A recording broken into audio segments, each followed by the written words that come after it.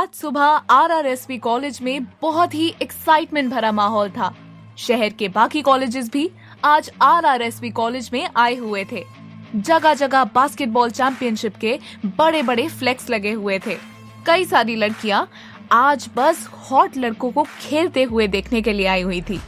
लेकिन उन सब लड़कों के बीच सारी लड़कियां किसी एक लड़के के बारे में कुछ ज्यादा ही पागल हो रही थी, और वो लड़का कोई और नहीं, आरआरएसवी का हॉटेस्ट टीम कैप्टन मिहिर ही था। कुछ लड़कियां तो बस मिहिर का नंबर लेने के लिए चेंजिंग रूम के बाहर भीड़ करके खड़ी थी।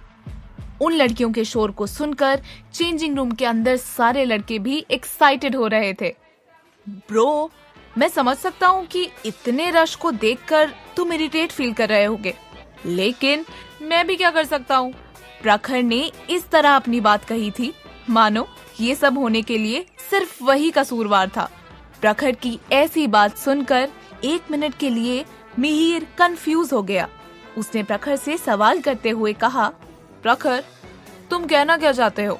इस सवाल के साथ ही प्रखर ने मिहिर को इस तरह देखा जैसे कि ये जवाब तो बहुत ही आसान था। अब मैं लड़कियों में इतना पॉपुलर हूँ कि सब मेरी ही तो झलक देखने के लिए इतना शोर कर रहे हैं। प्रखर की सरकास्टिक बात पे मिहिर का मुंह बन गया। इससे पहले कि मिहिर कुछ कह पाता, कुछ लड़कियां अंदर भी आ गईं और उसका नाम चिल्लाने लगी। मिहिर, ऑल द बेस्ट, हम जानते हैं तुम्हारी टीम ही जीतेगी, किसी लड़की ने कहा। तो दूसरी लड़की ने हामी भरते हुए कहा, हाँ मिहिर, वैसे क्या तुम सिंगल हो? क्या तुम मुझे तुम्हारा नंबर दे सकते हो? इन लड़कियों में से कुछ लड़कियां एमजी कॉलेज की सबसे पॉपुलर लड़कियां थीं, जो बस इस चांस के लिए आरआरएसवी कॉलेज में आई थी कि मिहिर रायचंद से पहचान बना सके। मिहिर को वैसे तो इन लड़कियों से बात करने में ज्यादा इंटरेस्ट नहीं था, लेकिन जब बात उसके रिलेशनशिप स्टेटस की आई तो उसने मना करते हुए कहा, नहीं, मैं सिंगल नहीं हूँ। मेरी गर्लफ्रेंड बहुत खूबसूरत है और बहुत ओपन माइंडेड भी है। वो मना नहीं करेगी, लेकिन उससे पूछे बगैर मैं अपना नंबर आपको नहीं दे सकता। मिहिर की इस बात को सुनकर कुछ लड़कियां तो अपसेट हो गईं, लेकिन मिहिर कितना रोमांटिक है ये देखकर वो और भी ज्यादा फैन गर्लिंग करने लगी। ओ, पता नहीं वो लड़की कौन है, पर जरूर बहुत ही लकी है। मिहिर, हम भी उसे देखना चाहते हैं, एक लड़की ने कहा। तो बाकी सब भी मुक्ता से मिलने के लिए इंसिस्ट करने लगी। मिहिर ने उन्हें बताया, हाँ, वो मेरा मैच देखने जरूर आएगी, तब देख लेना। मिहिर की बात सुनकर सारी लड़कियां एक्साइटेड हो गई। उन्होंने अपने कॉमन क्रश के साथ कुछ सेल्फीज निकाली और चेंजिंग रूम से चली गई। उनके जाने के बाद मिहिर ने देखा कि प्रखर अपना मुंह छुपाए लॉकर के पीछे बैठा हुआ था। भाई, तुम बहुत बुरे हो। उन लड़कियों को अपने नंबर के बजाय मेरा नंबर ही दे देते, इस गरीब का भला ही हो जाता। अब मेरे नसीब में ना ही कोई मिस ब्यूटी है और ना ही इतनी सारी फैन गर्ल्स, प्रखर ने बेचारा बनते हुए कहा। तो मिहिर मुस्कुराने लगा। मिस ब्यूटी से उसे कुछ याद आया और मिहिर ने मुक्ता को कॉल किया। बहुत देर तक बजने के बाद भी वो कॉल आंसर नहीं कर रही थी। मिहिर ने सोचा कि रास्ते में होगी, इसलिए कॉल नहीं उठा रही है। चेंजिंग रूम से बाहर आने के बाद सभी लड़कियों में बस एक ही गॉसिप चल रहा था, ये मिहिर की गर्लफ्रेंड कौन है? क्या तुमने उसे देखा है? हर लड़की किसी दूसरी लड़की से बस यही सवाल कर रही थी। एमजी कॉलेज की रिया और सुनैना ने देखा कि किसी को भी मिहिर की गर्लफ्रेंड के बारे में कुछ भी पता नहीं था। तभी उन्होंने देखा कि सामने से मिहिर की क्लोज फ्रेंड काव्या आ रही थी। उन दोनों ने काव्या के पास जाकर उससे सवाल करते हुए कहा, हे काव्या, लॉन्ग टाइम नो सी, बहुत दिनों के बाद मिल रहे हैं। क्या तुम हमें मिहिर की गर्लफ्रेंड के बारे में बता सकती हो? वैसे तो काव्या उन दोनों लड़कियों को जानती भी नहीं थी, लेकिन फिर भी किसी ने मिहिर की गर्लफ्रेंड के बारे में पूछा, ये जानकर वो एक्साइटेड हो गई। उसने रिया और सुनैना की तरफ देखकर कहा, मिहिर की गर्लफ्रेंड का नाम मुक्ता है। वो हमारे आरआरएसवी कॉलेज की सबसे पॉपुलर लड़की है। इंस्टाग्राम पर तो 1 मिलियन फॉलोअर्स भी है।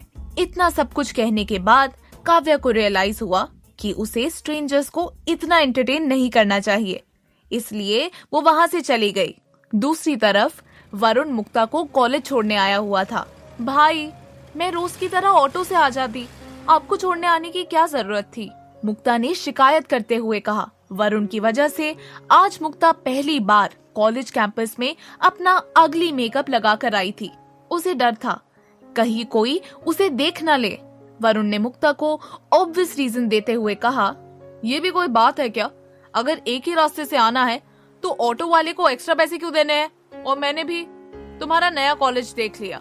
अब मुक्ता को पता था कि अगर वो बात को ज्यादा लंबा खींचती तो उसे देर हो जाती, इसलिए कॉन्वर्सेशन को खत्म करते हुए मुक्ता ने कहा, हाँ भाई, आप सही कह रहे हो, शाम को मैं खुद ही घर आ जाऊंगी, बाय। वरुण ने भी मुक्ता को बाय कहा और वहां से चला गया। अपने भाई को जाते हुए देखकर मुक्ता की सांस में सांस आई और वो कॉलेज के अंदर जाने लगी। फोन में टाइमिंग की तरफ देखते हुए मुक्ता को एहसास हुआ कि वो लेट हो चुकी थी और बहुत सारे मिस्ड कॉल्स भी थे। मिहिर मेरा वेट कर रहा होगा, मुझे जल्दी करना चाहिए, कल मैंने उसे प्रॉमिस भी किया था। ओफ यार, ये मेकअप भी तो रिमूव करना है। अब मुक्ता पैनिक कर रही थी। जैसे ही उसने देखा कि सामने से दो जाने पहचाने से चेहरे आ रहे थे, मुक्ता की आंखें खुली की खुली ही रह गई। रिया और सुनैना, ये दोनों यहाँ क्या कर रही हैं? शिट, अगर इन्होंने मुझे इस हुलिये में देख लिया तो सब कुछ बर्बाद हो जाएगा। अब मैं क्या करूं? ये रिया और सुनैना कोई और नहीं, वही लड़कियां थी जिनकी वजह से मुक्ता को सुसाइड करने तक की नौबत आ गई थी। एमजी कॉलेज की इन लड़कियों को देखकर मुक्ता के होश उड़ गए थे, लेकिन क्योंकि वो दोनों मिहिर की पॉपुलर गर्लफ्रेंड के बारे में बात करने में बिजी थे, उनका मुक्ता पर ध्यान ही नहीं पड़ा। जैसे जैसे रिया और सुनैना मुक्ता के करीब आ रहे थे, उसकी धड़कनें तेज होने लगी थी।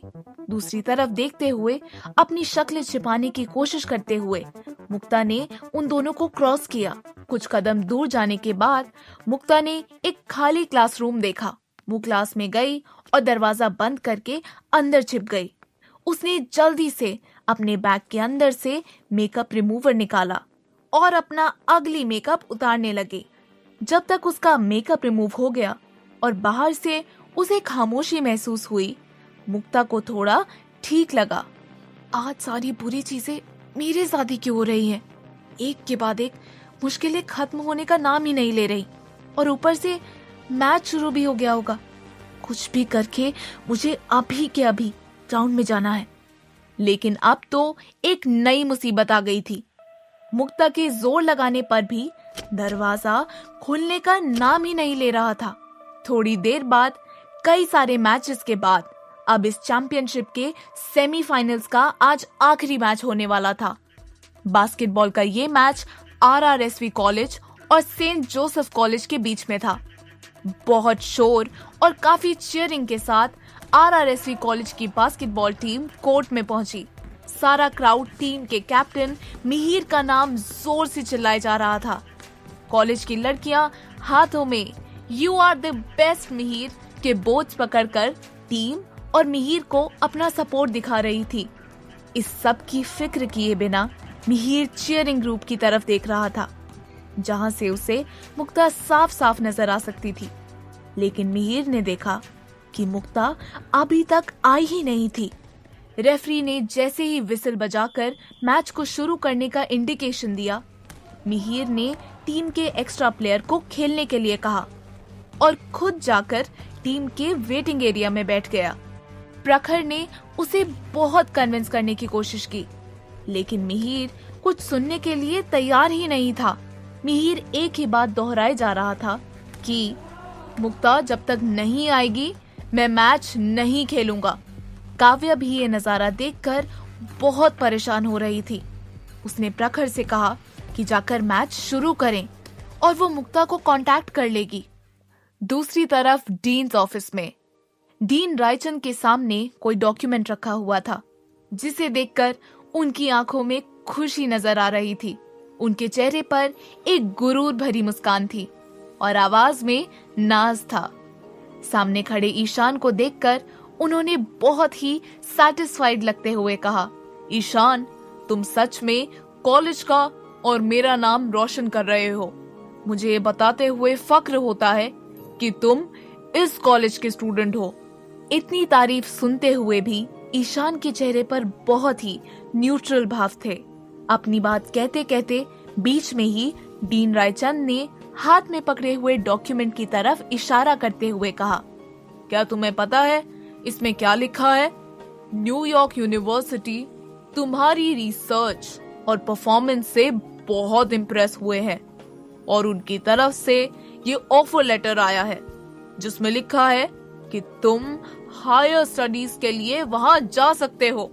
इस एक ऑफर लेटर की वजह से हमारे कॉलेज का नाम पूरे शहर में मशहूर हो गया है। डीन रायचंद के चेहरे पर एक बहुत ही जेन्युइन खुशी थी। वो ईशान पर बहुत प्राउड फील कर रहे थे। उस डॉक्यूमेंट को बार बार पढ़ते हुए उनकी नजर टेबल पर रखे एक फोटो फ्रेम पर पड़ी। उसमें मिहिर के बचपन की तस्वीर थी।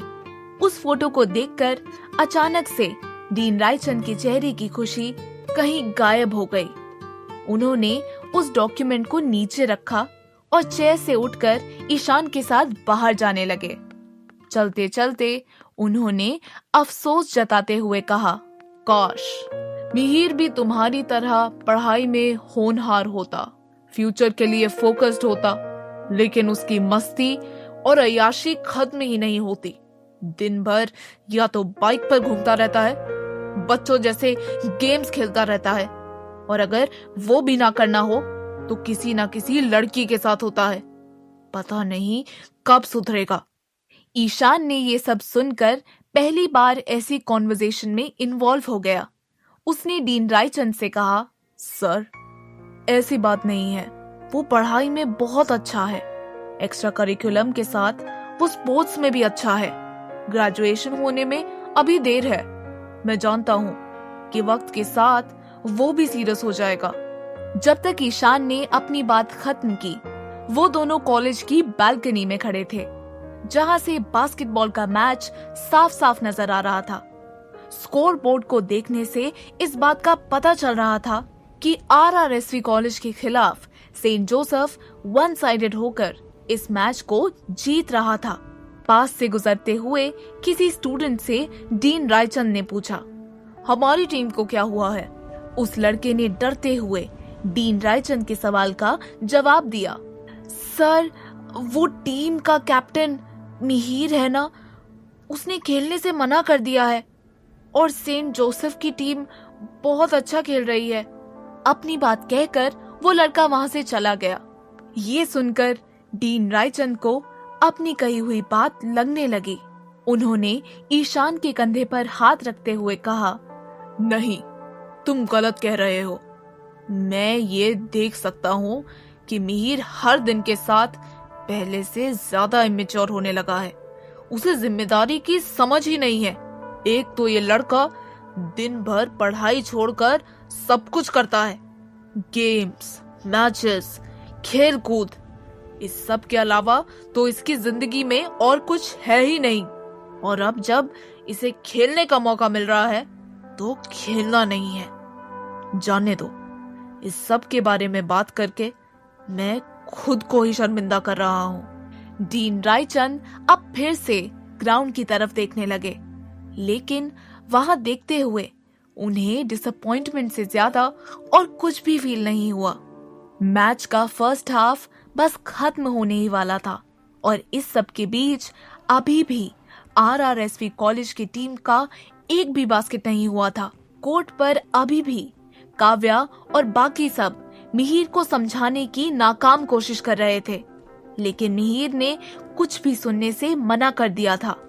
जब तक मेरी गर्लफ्रेंड नहीं आ जाती, मैं मैच नहीं खेलूंगा। मिहिर का ये अंदाज देखकर काव्या कॉन्टिन्यूअसली मुक्ता को कॉल लगा रही थी। सबकी ऐसी पैनिक हालत को देखकर जानवी भी परेशान हो गई थी। उसने काव्या से कहा, मैं अभी जाकर मुक्ता को ढूंढ कर आती हूँ। शायद वो यहीं कहीं कैंपस में ही होगी। काव्या ने जानवी की इस बात पर हामी भरी तो जानवी कोर्ट से निकल गई। चलते चलते जानवी गर्ल्स वॉशरूम की तरफ गई। जैसे ही वो अंदर जाने वाली थी, उसने मिहिर की गर्लफ्रेंड इस वर्ड को सुना और वो सुनते ही उसके कदम वहीं रुक गए। मुक्ता, वो जो मिहिर की गर्लफ्रेंड है, मैं उसी की बात कर रही हूँ। काव्या के बताने के बाद मैंने उसके सोशल मीडिया अकाउंट को फॉलो किया। ये किसी लड़की की आवाज थी। उसने अपनी दोस्त को कन्विंस करने की कोशिश की। उसने अपनी बात पर जोर देते हुए कहा, सुनैना, पहले जब मैंने उसकी पिक्चर्स को देखा, मुझे लगा कि मैं उसे जानती हूँ। फिर जब मैंने अपने दिमाग पर थोड़ा जोर डाला, आई रियलाइज्ड कि वो वही लड़की है। सुनैना ने जब ये सुना तो उसने सवाल करते हुए कहा, रिया, अपनी बात साफ साफ कहो, मुक्ता कौन है?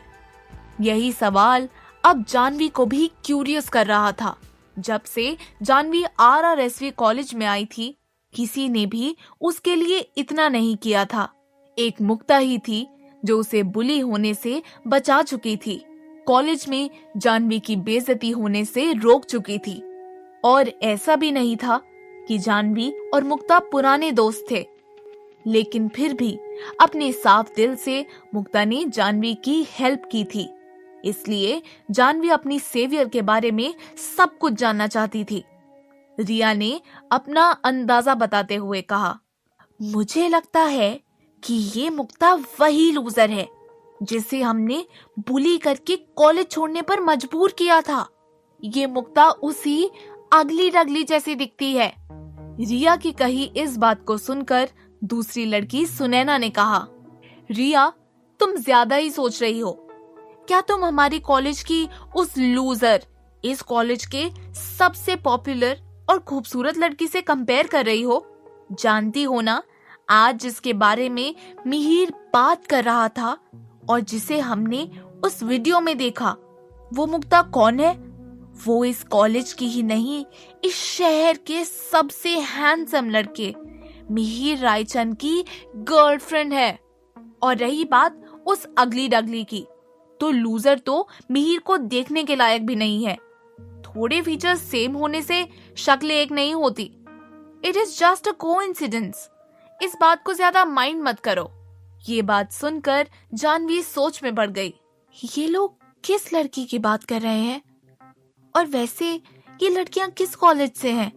मुझे कुछ समझ नहीं आ रहा। बस जानवी के सोचने की देर थी और रिया ने कुछ कहा, सुनैना, वैसे तुम्हारी बात तो बिल्कुल सही है। मुझे तो लगता है उस लूजर को जब से हमने पूरे MG कॉलेज के सामने इंसल्ट किया था, वो तो ये शहर छोड़कर चली ही गई होगी। छोड़ो, लेट्स गो। हमें सब में ज्यादा ध्यान नहीं देना चाहिए। जानवी को उसका जवाब मिल गया था। रिया के आखिरी शब्दों के साथ जानवी जाकर दीवार के पीछे छिप गई। जब उसने कदमों की आवाज को धीमा होते हुए सुना, वो बाहर आ गई। जानवी ने अपने आप से ही बात करते हुए कुछ सोचा और एक नतीजे पर आकर पहुंच गई। क्या इन लड़कियों की बातों में कुछ दम है? उस लड़की और मुक्ता में कोई कनेक्शन है भी या नहीं? नहीं, वो लड़कियां खुद ही इस बारे में श्योर नहीं थी। और वैसे भी मुक्ता तो अभी अभी आई है, तो शायद हो सकता है कि वो पहले इसी कॉलेज में हो। नहीं, मुझे ऐसे किसी भी अजनबी की बात सुनकर अपनी फ्रेंड्स पर डाउट नहीं करना चाहिए। मैं कोई सही मौका देखकर खुद ही मुक्ता से इस बारे में पूछ लूंगी। अभी तो मुझे मुक्ता को किसी भी हालत में ढूंढना है, वरना बहुत देर हो जाएगी और हमारा कॉलेज ये मैच हार जाएगा। क्या जानवी मुक्ता का साथ जान पाएगी? क्या मैच के खत्म होने से पहले मुक्ता मिहिर के पास पहुंच पाएगी?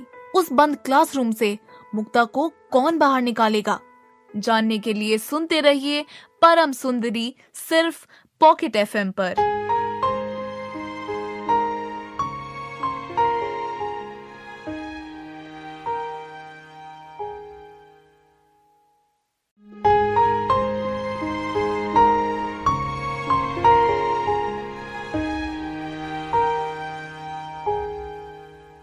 अब तक आरआरएसवी टीम का स्कोर 0 ही था और सेंट जोसेफ की टीम फर्स्ट हाफ में 4 बास्केट्स कर चुकी थी। ब्रेक टाइम में प्रखर फिर से मिहिर को कन्विंस करने की कोशिश करने लगा। भाई, अगर हम सेकेंड हाफ में भी ऐसे ही खेलते रहे तो फाइनल्स को क्वालिफाई नहीं कर पाएंगे। प्लीज यार, मुक्ता आ जाएगी, किसी काम में होगी, आ जा यार। प्रखर की कही बात को अब टीम के काफी मेंबर्स भी रिपीट करने लगे। यहाँ तक कि मैच देखने के लिए आए हुए बाकी स्टूडेंट्स भी मिहिर को मनाने की कोशिश करने लगे, लेकिन किसी के भी इंसिस्ट करने का मिहिर पर कोई भी असर नहीं हो रहा था। उसने प्रखर से कहा, प्रखर, ऐसा कुछ नहीं होगा, जाओ और थोड़ी प्रैक्टिस करके वार्म अप कर लो, सेकेंड हाफ शुरू होने में अभी थोड़ा टाइम बाकी है।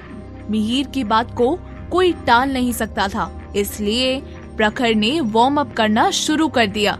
उन सबको देखते हुए मिहिर अभी भी मुक्ता के बारे में ही सोच रहा था। इधर उधर मुक्ता को देखने की नाकाम कोशिश करते हुए अचानक से मिहिर के कानों पर कुछ शब्द पड़े। क्या सच में मिहिर किसी लड़की के लिए अपनी टीम को हारने दे रहा है? वो लड़की इतनी इम्पोर्टेंट है क्या? टीम के वेटिंग एरिया के पीछे बैठी हुई लड़कियां ये सारा गॉसिप कर रही थीं। अनजाने में ही मिहिर को उन लड़कियों का डिस्कशन सुनने में इंटरेस्ट आ गया। किसी लड़की ने पहली लड़की के सवाल का जवाब देते हुए कहा, वो लड़की कोई ऐसी वैसी लड़की नहीं है, मिहिर रायचंद की गर्लफ्रेंड है। मैंने तो सुना है कि वो मायरा ओबरॉय से भी ज्यादा खूबसूरत है। क्या तुमने वो वीडियो नहीं देखा था जिसमें मिहिर ने अपने घुटनों पर बैठकर उसे प्रपोज किया था? वो बहुत खूबसूरत लड़की है। सच में मिहिर बहुत ही रोमांटिक और परफेक्ट बॉयफ्रेंड है जो अपनी गर्लफ्रेंड का वेट कर रहा है। आजकल ऐसे बॉयफ्रेंड्स सिर्फ फिल्म्स और सीरीज में ही दिखते हैं। उन लड़कियों के ऐसे शब्द सुनकर मिहिर को अपने आप पर प्राउड फील होने लगा। वैसे तो ये लड़कियां अक्सर बकवास करती रहती हैं, लेकिन इन्हें ये बात अच्छे से पता है कि मैं एक परफेक्ट बॉयफ्रेंड हूँ। उन लड़कियों के गॉसिप को सुनकर मिहिर ने मन ही मन में कहा, लेकिन तभी कुछ सुनकर मिहिर का मूड और भी ज्यादा खराब हो गया। किसी लड़की ने मुक्ता की बुराई करते हुए कहा, आई एग्री कि हमारा मिहिर है ही परफेक्ट, लेकिन उसकी गर्लफ्रेंड को भी मिहिर की थोड़ी कदर होनी चाहिए। वो ऐसे कैसे अपने बॉयफ्रेंड का इतना इम्पोर्टेंट मैच भूल सकती है? उस लड़की की कही बात में पॉइंट तो था। मिहिर को एक पल के लिए वो बात सही लगने लगी। हाँ यार, तुम सही कह रही हो। अगर मैं मिहिर की गर्लफ्रेंड होती तो सबसे आगे वाली सीट पर बैठकर उसे चीयर कर रही होती। बाय द वे, मिहिर को लड़कियों की क्या कमी है? उसे इतनी इर्रेस्पॉन्सिबल लड़की को ही अपनी गर्लफ्रेंड क्यों बनाना था? किसी दूसरी लड़की ने कहा। इस पॉइंट पर मिहिर उनकी बातें सुनकर इरिटेट हो गया। उसने गुस्से में अपने बालों में हाथ फेरा और खुद को ही समझाते हुए कहा, इन लड़कियों के पास फालतू बातें करने के अलावा और दूसरा काम ही नहीं है। मेरी मुक्ता ऐसी नहीं है। जरूर वो किसी काम में फंस गई होगी। उसने मुझे प्रॉमिस किया है, मुझे पता है वो जरूर आएगी। मिहिर ने इसी सोच में पूरे कोर्ट में एक बार फिर से नजर घुमाई। वो इसी उम्मीद में इधर उधर देख रहा था कि मुक्ता आती ही होगी। ऐसी बात नहीं थी कि मुक्ता आना नहीं चाहती थी, लेकिन जिस क्लासरूम में वो फंसी हुई थी वहां से निकलने का उसे कोई भी रास्ता नजर नहीं आ रहा था। ओह शिट, ये दरवाजा तो कुछ भी करके खुल ही नहीं रहा। अब मैं कैसे जाऊं? मुक्ता ने अपने आप से ही कहा। यहाँ वहां देखते हुए मुक्ता ने क्लासरूम के दूसरी तरफ एक खिड़की देखी। मुक्ता दौड़कर उस खिड़की की तरफ गई। उसने नीचे देखा तो वो डर गई। उफ, ये तो बहुत नीचे है और पार्किंग एरिया की तरफ की विंडो है। इस वक्त तो कोई भी यहाँ नहीं होगा। मैं यहाँ से कैसे निकलूं? वो खिड़की भी मुक्ता की कोई मदद नहीं कर सकती थी। मुक्ता जब दूसरी खिड़की की तरफ जाने लगी, नजरअंदाजी की वजह से लड़खड़ा कर नीचे गिर गई। आउच! मेरा पैर! अब तो मुक्ता के पैर पर खरोंच भी आ गई थी और उस खरोंच से थोड़ा थोड़ा खून भी आ रहा था, लेकिन वो यही हाथ पर हाथ रखकर बैठ नहीं सकती थी। वो धीरे से उठ खड़ी हुई और बाहर निकलने का सॉल्यूशन ढूंढने लगी। दूसरी तरफ डीन रायचंद और ईशान अब बास्केटबॉल कोर्ट पर आ गए थे। जब उन्होंने देखा कि फर्स्ट हाफ में आरआरएसवी कॉलेज की टीम ने एक भी पॉइंट नहीं किया था, तो डीन रायचंद को गुस्सा आने लगा। अब मुझे समझ आ रहा है कि हमारा कॉलेज ऐसे अनस्किल्ड प्लेयर्स के लिए अपने इतने रिसोर्सेज वेस्ट करता है। हमारे कॉलेज का रिकॉर्ड है कि हर साल हमारी टीम बास्केटबॉल चैंपियनशिप की ट्रॉफी जीत कर लाती है। लगता है कि मेरे ही बेटे की वजह से बाकी ट्रस्टीज के सामने मेरा सर शर्म से झुकने वाला है। डीन रायचंद ने इरिटेट होते हुए ईशान से कहा। वैसे तो डीन रायचंद मिहिर के जिद्दी नेचर से अनजान नहीं थे, लेकिन फिर भी कॉलेज की इमेज के लिए उन्होंने मिहिर को कन्विंस करने की कोशिश की। उन्होंने मिहिर के पास जाते हुए कहा, तुम यहाँ क्यों बैठे हो? जितना मैं जानता हूँ तुम तो बास्केटबॉल टीम के कैप्टन हो ना, तो फिर कुछ करते क्यों नहीं? डीन रायचंद अपना गुस्सा और शिकायत कंट्रोल नहीं कर पाए, इसलिए जिस तरह से उन्होंने मिहिर से ये बात कही थी उसमें एक तरह का टॉन्ट झलक रहा था। अपने पापा के बात करने का ये लहजा सुनकर मिहिर का एटीट्यूड भी हावी हो गया। मेरा मन नहीं कर रहा, इसलिए मैं ये मैच नहीं खेलने वाला। मिहिर के इस तरीके से बात करने पर डीन रायचंद को गुस्सा आ गया। इस लड़के के साथ मैं सही तरह से बात ही नहीं कर सकता। बाहर वालों के सामने हर बार ये लड़का मेरे लिए एम्बैरेसमेंट के अलावा और कुछ भी नहीं बनता। डीन रायचंद का ये ख्याल मिहिर को अच्छे से समझ आ रहा था, लेकिन उसने कुछ भी कहने की या फिर उन्हें कुछ एक्सप्लेन करने की तकलीफ नहीं ली। सेंट जोसेफ कॉलेज की टीम के प्लेयर्स ये नजारा देखकर अजीब से कमेंट्स करने लगे। यार, ये मिहिर तो बहुत ही सैवेज निकला। बस इसलिए क्योंकि इसकी गर्लफ्रेंड नहीं आई, ये अपने कॉलेज के डीन से पंगा ले रहा है। इसे तो मान गए यार, आरआरएसवी टीम के राइवल कैप्टन ने कहा, और ये सुनकर बाकी सब जोर जोर से हंसने लगे।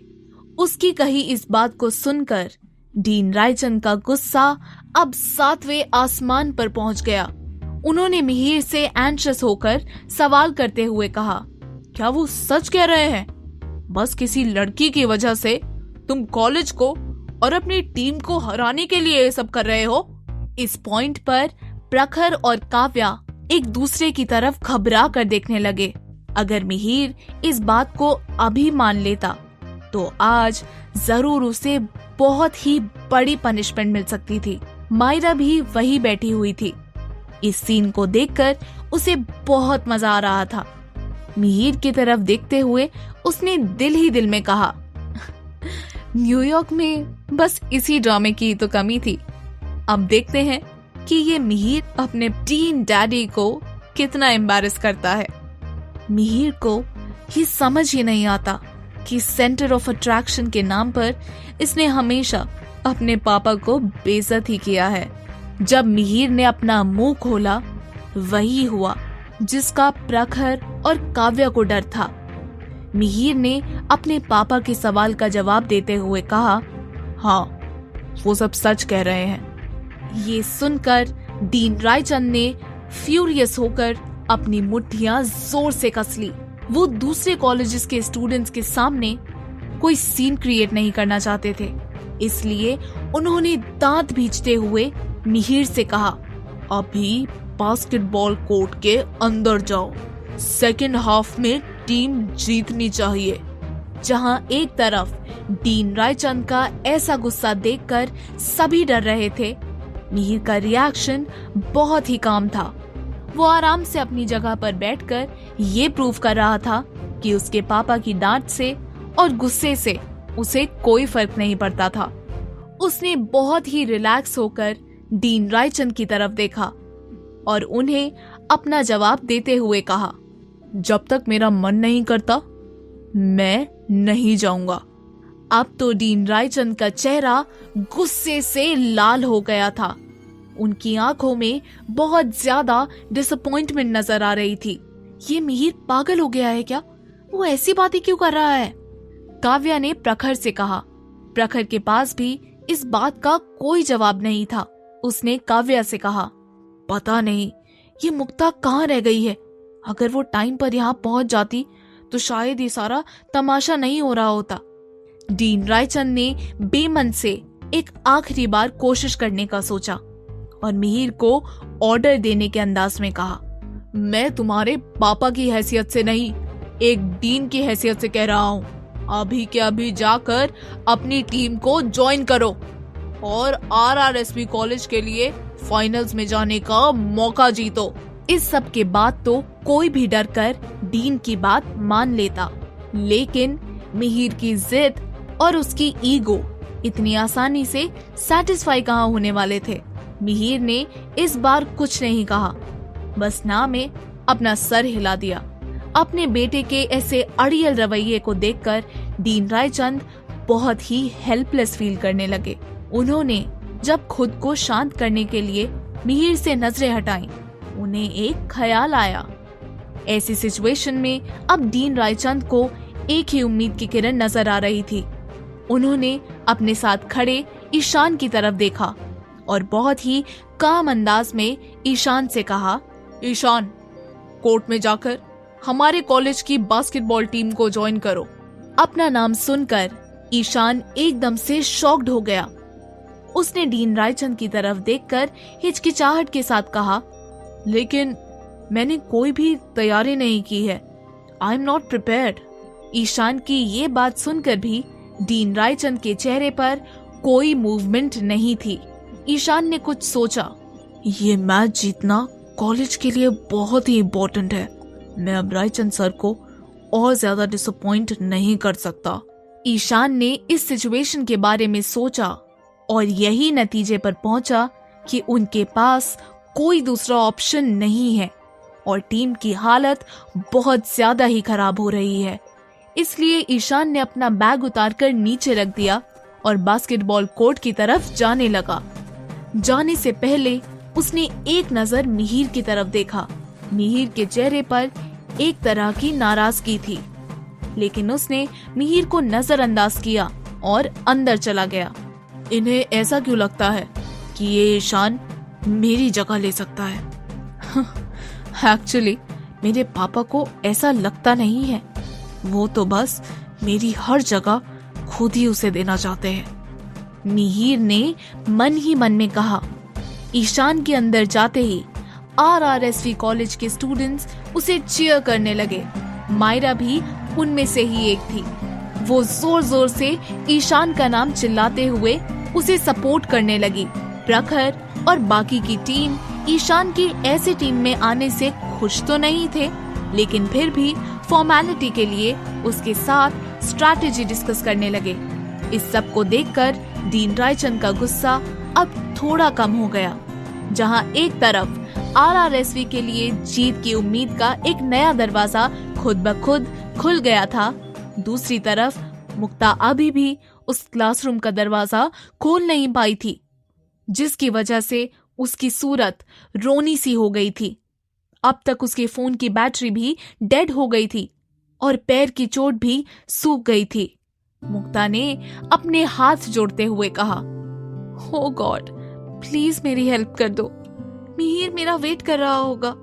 मैं उसे नाराज नहीं करना चाहती। प्लीज कुछ भी करके ये दरवाजा खोल दीजिए। मुक्ता ने सोचा कि कब तक वो खुद कोशिश करेगी। उसे चिल्लाकर किसी को मदद के लिए पुकारना चाहिए। इसलिए मुक्ता ने दरवाजे पर हाथ पटकते हुए जोर जोर से आवाज देना शुरू किया। क्या कोई है? प्लीज मुझे यहाँ से बाहर निकालो, प्लीज हेल्प। बहुत देर तक चिल्लाने के बाद भी अब तक उस क्लासरूम का दरवाजा किसी ने नहीं खोला था। दरवाजा पीट पीट कर अब तो मुक्ता के हाथ भी दर्द करने लगे थे। उसने एक आखिरी बार आवाज देते हुए कहा, प्लीज दरवाजा खोलो, मैं अंदर लॉक हो गई हूँ, मुझे कहीं जाना है, प्लीज। तभी किसी ने मुक्ता का नाम पुकारते हुए कहा, मुक्ता, क्या ये तुम हो?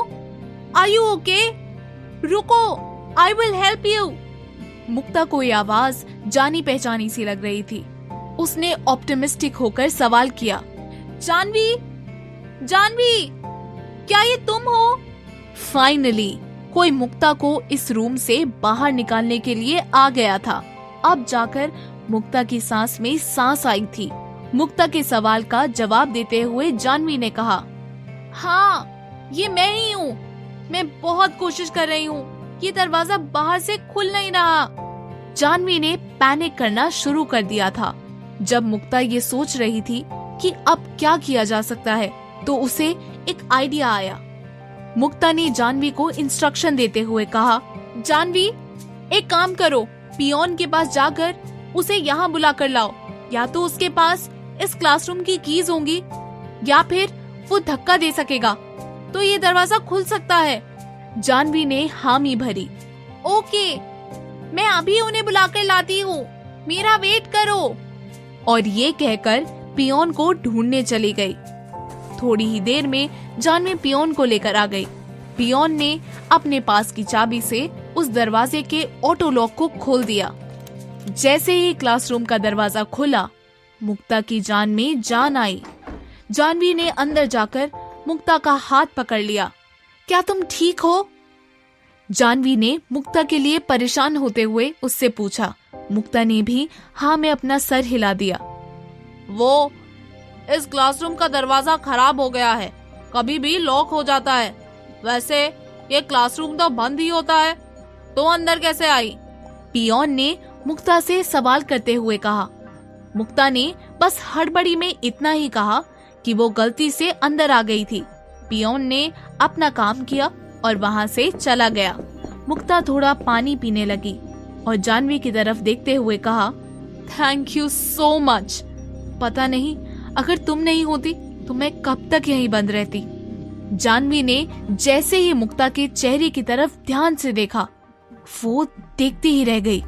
उसने कुछ सोचकर मुक्ता से सवाल करते हुए कहा, मुक्ता, क्या तुम पहले एमजी कॉलेज में थी? जानवी के सवाल पर मुक्ता ने ज्यादा ध्यान नहीं दिया और हामी भर दी। हाँ, मैं एमजी कॉलेज में ही थी। तुम क्यों पूछ रही हो? जब जानवी ने मुक्ता के जवाब को सुना, वो दंग रह गई। उसने मुक्ता से एक और सवाल किया, जिसे सुनकर मुक्ता जो पानी पी रही थी वो उसके मुंह से बाहर आ गया और वो भौचक्की से जानवी की तरफ देखने लगी। क्या तुम एमजी कॉलेज की वही लड़की हो जिसे रिया और सुनैना नाम की लड़कियां उसकी लुक्स के लिए बुली करती थी? मुक्ता ने जानवी से इस सवाल की उम्मीद नहीं की थी। इस सवाल को सुनने के बाद मुक्ता खुद भी नहीं जानती थी कि वो जानवी से क्या कहने वाली थी। क्या मुक्ता जानवी को सच बता देगी? क्या वो टाइम पर मिहिर के पास पहुंच पाएगी? ईशान की वजह से RRSV टीम मैच में क्या कर पाएगी? जानने के लिए सुनते रहिए परम सुंदरी, सिर्फ पॉकेट FM पर।